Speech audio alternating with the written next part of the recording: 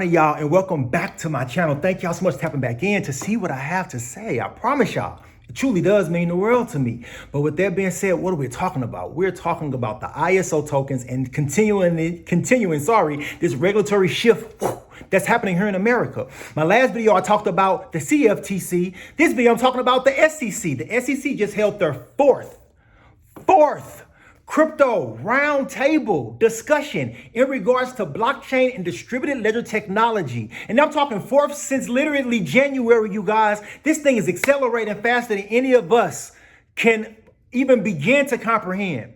I brought you that clip from the CFTC in the last video, so you can see that the acting chair, Caroline DePen, truly, she knows her shit about crypto. She knows it. Like, I'm very impressed. Not only now you have Paul Atkins, who is now over the S.E.C. and his stance on crypto. And literally this regulatory shift that's happening in America, y'all.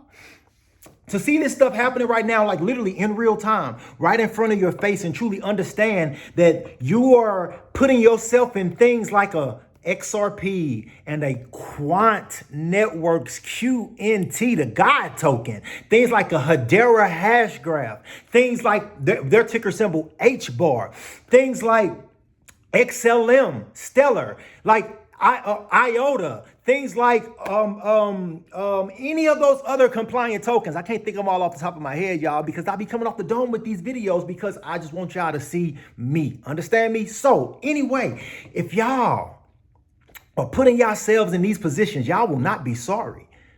Truly understand when world leaders talk. I say this all the time. Listen, because most people don't listen. Most people either hear it or let it bypass them or just don't even tap in at all. But if you truly listen to what they're saying, they telling you what's finna go on. And then what they're saying today, 2 years from now, 3 years from now, everybody in the world sees it. But they're like, wait a minute, but they said that back in 2017. Follow me on this, okay, you guys? But anyway, here we go. The fourth crypto roundtable happened in America with the S.E.C, okay, you guys? I'm getting ready to show you a video of the opening statements from that video, okay? And then I have some statements coming from the newly appointed S.E.C chair, Paul Atkins. Understand that they know crypto. They know distributed ledger, and they are getting ready to make this industry thrive in America. This is the reason why Trump calls himself the Bitcoin president and says that, and they keep saying this statement, they're going to make America the crypto capital of the world. But it's not about crypto, you guys. It is make America the distributed ledger capital of the world. They mean blockchain. They mean they won't, it's not like they saying crypto, but and sometimes, and by hearing that, it's going to throw most people off. They're going to be like, crypto? Y'all said that was bad. What you talking about, crypto? Make America crypto? What you talking about? They have no clue that they don't mean crypto. They mean distributed ledger technologies that is getting ready to literally, they're getting ready to put all of the banking rails on it. They're going to put all of the trading rails on it, whether it's stocks, whether it's bonds, whether it's derivatives, whether it's treasuries, whatever the case may be. The economy is moving to distributed ledger technologies. Understand what I'm telling you, you guys, okay? But here we go. This first video, the opening statements coming from their crypto roundtable, and I'll be right back. Good afternoon. Welcome to the fourth roundtable in the S.E.C's spring sprint toward crypto clarity, entitled Tokenization, Moving Assets on-Chain, where TradFi and DeFi meet. As with our custody roundtable a couple of weeks ago, today's roundtable has two separate panels. The first will take on the question of how tokenization can transform our traditional financial markets, and the second will explore issues including operational risk, privacy, and the role of intermediaries in a tokenized financial system. The next step in the evolution of our markets will see equities, bonds, and other assets move on-chain, providing issuers and market participants with increased flexibility in how they access and use these assets. As an Exchange Act lawyer, I find this application of distributed ledger technology particularly exciting, and I'm looking forward to hearing our panelists tackle the many interesting legal and compliance questions we'll need to address to make this next step possible. Now y'all just heard that. You heard everything that he had to say. Understand that this is these people that are over these literally investment statues. They know exactly. And I want to say, I believe he gonna say it in this one, or he said it in another video. Paul Atkins. We don't need Congress to act. We go regulate what we got to do. You understand what I mean? So they're coming in with a charge. They're coming in with my eye is on the prize. We're going to get this done because America is behind, and we cannot fall behind in this innovative new technology that is creating global infrastructure, just like the internet. Follow me on this, okay, you guys? But here we go. This next video is the newly sworn in S.E.C chair, Paul Atkins. I'll be right back. Well, good afternoon. Thank you, Richard, for opening us up here. And I'm delighted to speak to this distinguished group and to you all in the audience and online. And I really thank you all very much for your taking your own time to devote to this important topic. Look forward to learning a lot from this. So the topic of this afternoon's discussion is timely as securities are increasingly migrating from traditional or off-chain databases to blockchain-based or on-chain ledger systems. This movement of securities from off-chain to on-chain systems is akin to the transition and even older ones that can break to cassette tapes and then finally to digital software decades ago. The ability to easily encode audio in a digital file format, which could readily be transferred, modified, and stored, unlocked tremendous innovation within the music industry. Audio was freed from its boundaries as a static, fixed format creation.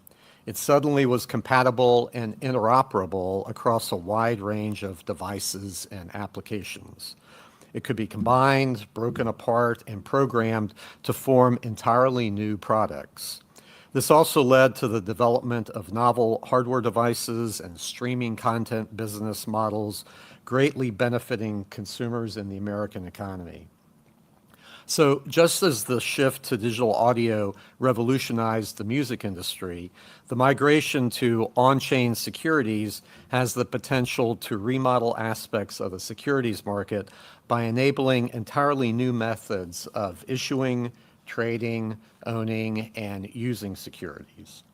For example, on-chain securities can utilize smart contracts to transparently distribute dividends to shareholders on regular cadence. Tokenization can also enhance capital formation by transforming relatively illiquid assets into liquid investment opportunities. Blockchain technology holds the promise to allow for a broad swath of novel use cases for securities, fostering new kinds of market activities that many of the Commission's legacy rules and regulations don't even contemplate today. In order for the United States to be the crypto capital of the planet, as envisioned by President Trump, the Commission must keep pace with innovation and consider whether regulatory changes are needed to accommodate on-chain securities and other types of crypto assets. Rules and regulations designed for off-chain securities may be incompatible with or unnecessary for on-chain assets and actually then stifle the growth of blockchain technology. A key priority of my chairmanship will be to develop a rational regulatory framework for crypto asset markets that establishes clear rules of the road for issuance, custody, and trading of crypto assets while continuing to discourage bad actors from violating the law. Clear rules of the road are necessary for investor protection against fraud, not the least to help them identify scams that do not comport with the law. It is a new day at the S.E.C. Policymaking will no longer result from ad hoc enforcement actions. Instead, the Commission will utilize its existing rulemaking, interpretative, and exemptive authorities to set fit-for-purpose standards for market participants.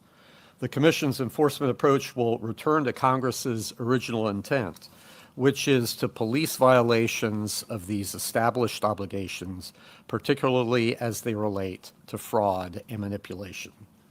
This undertaking requires coordination across multiple offices and divisions within the Commission, which is why I'm pleased that Commissioners Ueda and Peirce have worked together to establish the Crypto Task Force. For too long, the Commission has been plagued by policy-making silos within the Commission. The Crypto Task Force exemplifies how our policy divisions can come together to expeditiously provide long-needed clarity and certainty to the American public. Now, y'all just heard from him. I know a lot of it was targeted towards literally the trading aspect and the tokenization aspect, but that's what that particular roundtable was about. That's number 4 now. Follow me on this, you guys. The shift is in. And they are moving. Think about how many transactions the stock market does a day.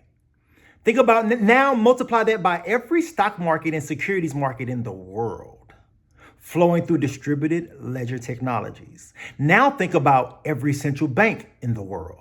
And now think about every commercial bank that sits up under that central bank in the world. And all of them now utilizing distributed ledger technologies. Now think about every company in the world and every person that company employs in the world. And now think about all of those paychecks now being paid out via distributed ledger technologies. Things like a Quant scripts, things like a ZBAC, things of that nature. You guys truly understand what is being laid out right in front of us and how this is truly an opportunity of a lifetime to be a part of holding a piece of infrastructure. Because this infrastructure that's being laid, there will be massive reaps from this harvest, as you have trillions and then quadrillions of dollars flowing through these networks, because it's coming, because you have governments now positioning themselves so that their countries can now utilize it at massive levels. Yes, did the Stablecoin Act stall? That's a temporary stall. Trust me, you guys. Trust me on this.